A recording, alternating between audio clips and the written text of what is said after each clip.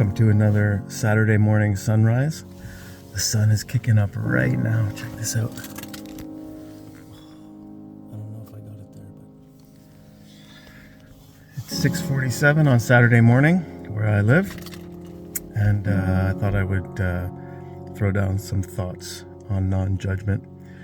It's a very popular topic these days. Oh, the sun is burning. It's a very popular topic these days, non-judgment, which is a good thing. A lot of people are practicing it. A lot of people say they don't judge, and they're trying. And I hear it a lot, and I practice it a lot too. I also feel that there are some key things that we might be missing around non-judgment. It's not for the person who you're not judging. You can assess danger or, I suppose, error in another and still not judge them. So I would say the real purpose of the practice is for your own feelings and for your own to keep your own inner world clean. And so the reason non-judgment is helpful is because when you judge someone and you're absolutely sure of how terrible they are or whatever, you're the one who's feeling all those feelings, and they're not. So you're not correcting anything in the universe by judging this person. In fact, they probably don't even know, for the most part, that you are judging them. It's all happening in you. And the question you have to ask yourself is, how do I feel while I'm judging this person? And the answer is quite rotten, right? So non-judgment is for yourself, just like I spoke about in the forgiveness videos. Non-judgment is like forgiveness, whereas true forgiveness is releasing your own resentment as opposed to letting the bad guy off the hook. In the very same way, non-judgment is about how you feel inside. And when you cease to judge someone else, you in effect forgive them. And in turn, that is a form of self-forgiveness, because you're releasing all of those rotten feelings and those self-judgments at the same time. So when you stop judging someone, you also stop judging yourself. So that's the gift in seeing something wrong in someone, and in seeing something wrong in your friend or your enemy or your lover, your spouse, what have you. If you come to a place of non-judgment, of true forgiveness, which is seeing past error and past violence, then you heal those aspects inside yourself.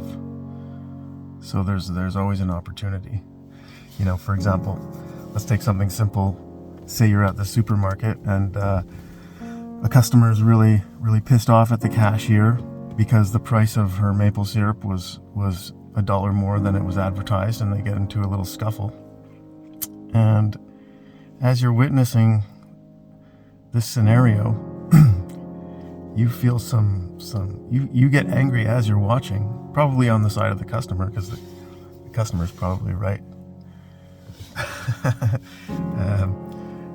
But they're both fighting over something really stupid, like the price of maple syrup, and you feel righteous indignation in you, and you want to sort of step in and maybe defend someone.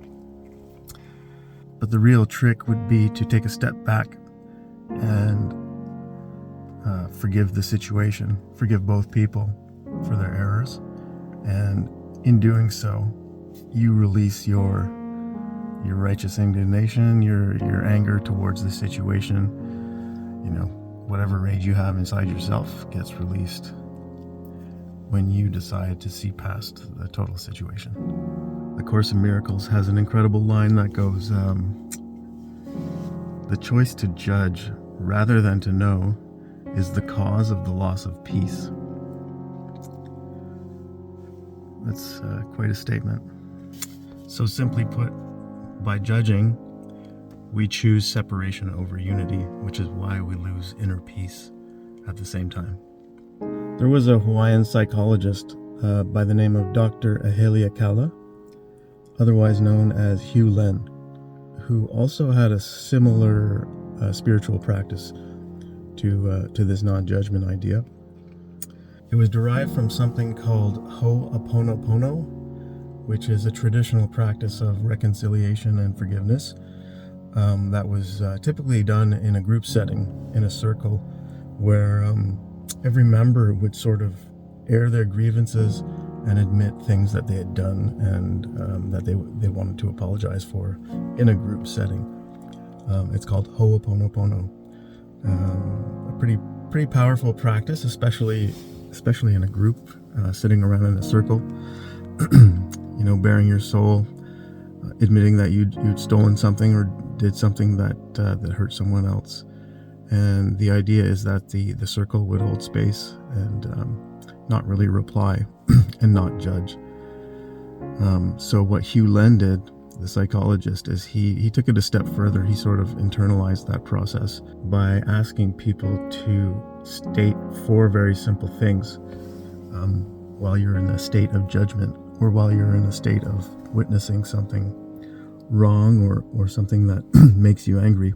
And those 4 statements would be to state to yourself, as you're witnessing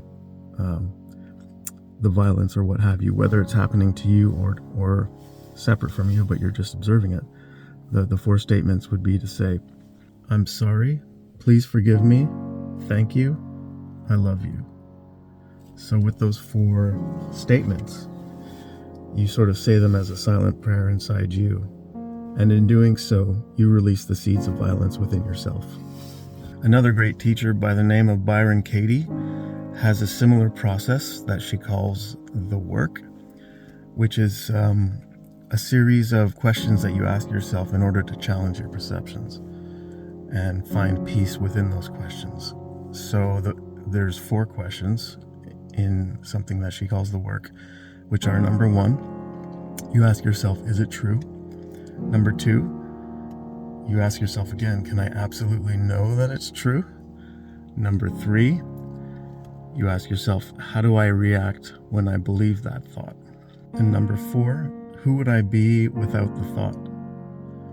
So you ask yourself those 4 questions, and you try and come up with the best answers. You can write them out.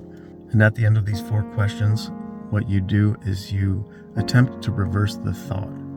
So if the original thought is he betrayed me, then you would reverse the statement and say, you can say I betrayed him, or I betrayed myself, or he didn't betray me, which is to say that